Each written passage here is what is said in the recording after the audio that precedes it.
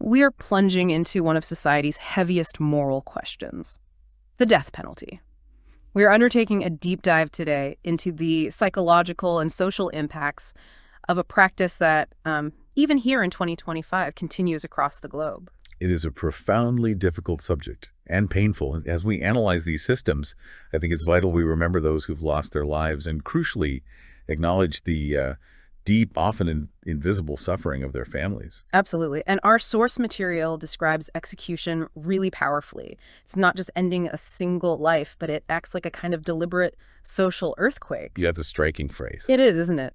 Designed, it seems, to transmit fear, violence, insecurity across society, reaching into homes, affecting children, and, well, leaving marks for generations. That earthquake analogy really fits because the destructive radius is just so much wider than the courtroom or, the execution chamber itself. That's really our mission today, to grasp that radius. We want to categorize how the death penalty is applied, figure out if the suffering it causes pushes it into the realm of torture, assess its effectiveness, or lack thereof, as a deterrent, and finally map out the extensive trauma it causes families and society. What's fascinating here, or perhaps disturbing, is how varied the application is. It's not uniform at all. The sources show executions can be categorized, in many distinct ways. Depends on the crime, the method, the legal framework. It's a really vast, complicated mechanism. Okay, let's try and break down why a state might take a life, according to these sources.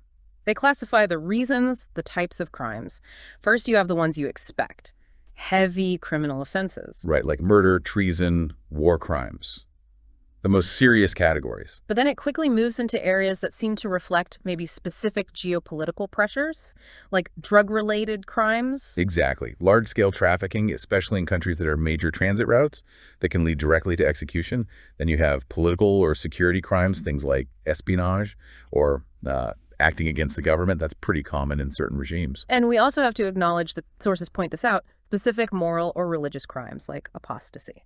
Yes, or certain relationships deemed unlawful. In some legal systems, those can also carry the death penalty. It's quite a range. So beyond why someone is executed, there's the method, the how.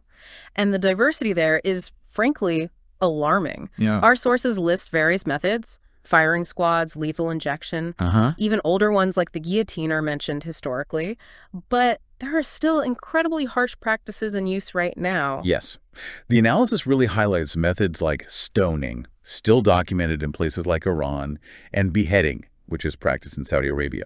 And the method itself is incredibly important when we talk about suffering. How so? Well, take hanging, for instance. If it's done improperly, it doesn't cause instant death. It can lead to slow asphyxiation. The sources specifically mention that in Iran, historically, using cranes for hanging caused what was documented as double pain. Double pain. Yes, especially noted in cases with women, apparently due to the prolonged, drawn-out nature of the suspension and strangulation.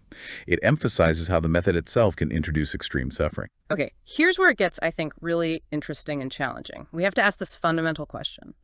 When a state takes a life, is that act just a judicial tool?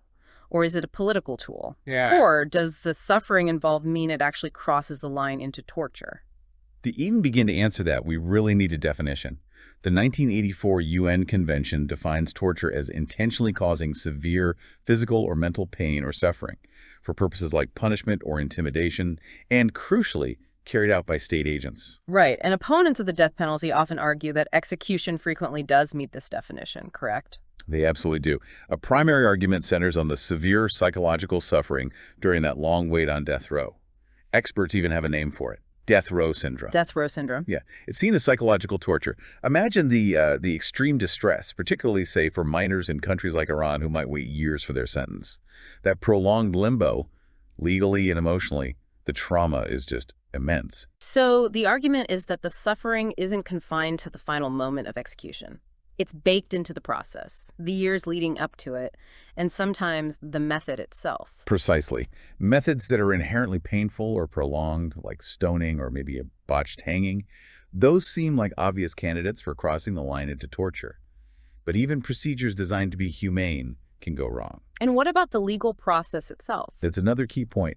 Executions based on forced confessions or trials that last literally minutes. The sources reference the mass executions in the 1980s that fundamentally undermines any claim of justice. It starts to look purely punitive and often politically motivated. On the other hand, proponents would argue, I suppose, that if the execution is legal within that state's framework and carried out using methods intended to minimize immediate pain, like lethal injection, Right. then it's just a legal penalty. Maybe enforcing justice, like Key says in some systems, not deliberately creating ongoing suffering. It's about intent versus outcome, perhaps. Perhaps. But the intention often seems, well, not purely judicial.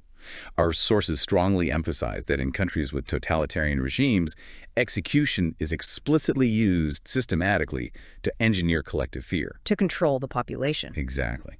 To maintain ideological dominance, often achieved by demonizing political opponents very publicly. So it becomes a state mechanism designed to control really a political weapon disguised as a judicial outcome. That shift from judicial penalty to political tool, it leads us right to the big claim made by nearly every state that executes, that it deters crime. It makes society safer. So what's the reality? Does it work? Well, this is where we have to set aside the political rhetoric and just look at the empirical evidence. And the findings are remarkably consistent across the globe. The U.S. National Research Council did a major review in 2012. I remember reading about that. And they concluded there is simply no sufficient evidence that execution actually affects the murder rate, either way. Wow. That completely undermines the main public safety argument, doesn't it, if it doesn't deter? It does.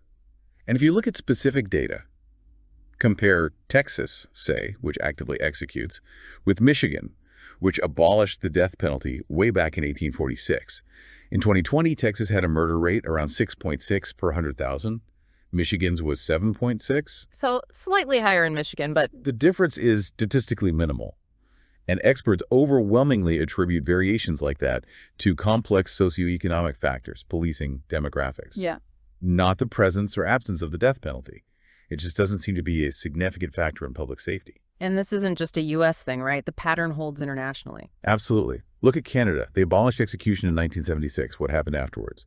A marked reduction in the murder rate. It dropped from about 3.03 per 100,000 down to 1.95 by 2002. So abolishing it was correlated with less crime, not more. In that case, yes, it completely debunks that core rationale. And think about the situation with drug crimes, particularly in places like Iran.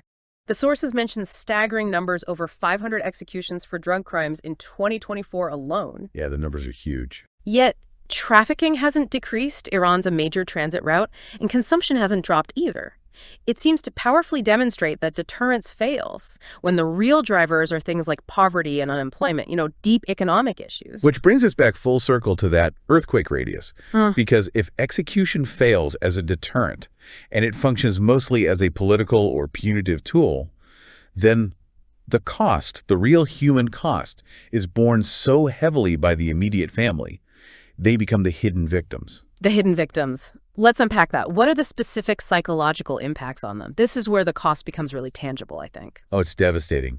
We see surges in mental health disorders, chronic depression, severe anxiety, PTSD. These are tragically common. And families endure this thing called anticipatory grief. Anticipatory grief. Yes, because of the long waiting period, the legal uncertainty.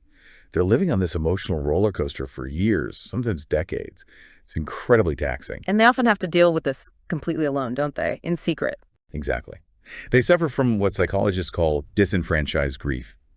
Because of the massive stigma attached to the crime their loved one was convicted of, society just doesn't recognize or validate their grief as legitimate. So they can't mourn openly. They can't. They're forced into silence, which just accelerates the internal psychological damage. It leads to profound shame, social isolation, often crippling guilt. What about the primary caregivers, often mothers, the sources mention? What are the tangible consequences for them? We see severe psychological crises described. The sources document mothers experiencing catatonic states or having persistent suicidal thoughts. The financial strain adds to it, plus the social isolation just destroys their support network. And the children. The children suffer immensely too. They often face serious developmental issues, problems with identity. Not necessarily because of the parents' alleged crime itself, but because of the shame, the secrecy, the way the state and the community treat them afterwards. The trauma just fractures the entire family unit. It's clear the damage to the immediate family is devastating. But the sources suggest this damage doesn't just stop there at the family's front door. It spreads, right? affecting the broader social psyche. Yes, it's described almost as a calculated process of social engineering. First, the state deliberately establishes collective fear. By using such a final, public, and often brutal punishment, the government reinforces insecurity. It makes people afraid of state violence itself. Leading to self-censorship. Exactly. Self-censorship and a general erosion of social trust between citizens and towards the state. It's a system designed to make people afraid of their own government, not just afraid of criminals. And what's the long-term emotional cost to society? Emotional desensitization, or dissociation. When people are repeatedly exposed to executions, especially public ones, society can become kind of numb to violence. And paradoxically, the evidence suggests this normalization of state violence might actually increase the risk of antisocial behavior in the community. Violence loses its shock value. And this trauma gets passed down. Yes, that's the concept of intergenerational trauma. The social scars, the fear, the normalization of violence that gets passed down, perpetuating this destructive cycle of victimhood and internalized fear for future generations. The specific impact on children as witnesses, that detail in the source material really struck me. It's probably the most heartbreaking evidence of this social earthquake. There was a study mentioned in Isfahan looking at 200 children aged 7 to 11 who had witnessed public executions. What did they find? They found severe reactions, intrusive memories, nightmares, increased aggression, and moderate to severe psychological disorders. And there's that tragic example cited of a 12-year-old in Kermanshah who committed suicide by imitation after witnessing a public hanging. The act of sanctioned state violence became a horrifying template for personal tragedy. It shows how that moment, that state violence, can lodge itself in a child's mind and stay there for decades. It certainly stayed with me, just witnessing the commotion around one as a child. It absolutely does. The memory is seared in. Let's talk about what the sources call the ultimate political weapon in this context. Denying burial and mourning rites, especially for political prisoners. What's the function, psychologically and politically, of secret burials, of denying families a final goodbye? It's described as a calculated, targeted form of psychological torture and inhuman treatment. It deliberately prevents that essential human process of mourning, of saying farewell. When families like the mothers of Kavaran deny knowledge of their loved ones' graves for decades, can't access a body or a marked grave, they're trapped in a permanent state of unresolved grief, of uncertainty. So it's not just about punishing the individual, it's about controlling the narrative, controlling memory itself. Precisely. It forces families into what the sources term silent grief. And in the political sphere, the goal is absolutely to prevent the creation of memorials, of pilgrimage sites, of symbols of resistance, by denying mourning rituals, by trying to destroy graves or cover up mass burial sites. The state is actively trying to erase collective memory. Like the systematic, rapid executions in the 1980s you mentioned earlier. Exactly. Those were designed to eliminate opposition quickly, consolidate power, and wipe the slate clean, so to speak. It reveals a clear political motive far beyond any notion of criminal justice. And yet, resistance happens. The sources note how movements counter this by redefining the suffering. They frame the personal grief as a sacrifice for a larger collective purpose, turning pain into motivation. That seems like a powerful counter-narrative to state-induced fear. It really is. It suggests that even extreme fear can be countered if people find or create a strong sense of meaning and solidarity. So to summarize what we've explored today based on these sources, execution seems to consistently fail as a public safety measure. It doesn't deter crime effectively. No, the evidence isn't there. Instead, it functions more like an organized system of trauma. It fractures families, erodes social trust, and burdens future generations with violence and deep psychological instability. And this deep dive really underscores the necessity of support for all victims' families, regardless of whether the case was political or criminal. Their suffering is real and needs acknowledgement. And there's an urgent need for, well, broader recognition and much more rigorous documentation of these impacts by international bodies. You know, even though the use of execution is often intended to normalize state violence, maybe create that learned helplessness in people, the sources also point to something else. They mention sustained resistance movements, yes, but also the simple, often unseen acts of compassion by everyday people. People quietly building schools or health centers in deprived areas, working against the grain of state neglect or oppression. It seems to demonstrate that systems built purely on fear, well, they ultimately fail to completely suppress the human spirit. That resilience is remarkable. It really is. So here's a final thought for you, our listener. What does that persistent resilience, even in the face of systemic violence, tell you about where the true source of strength lies in any society? Something to think about.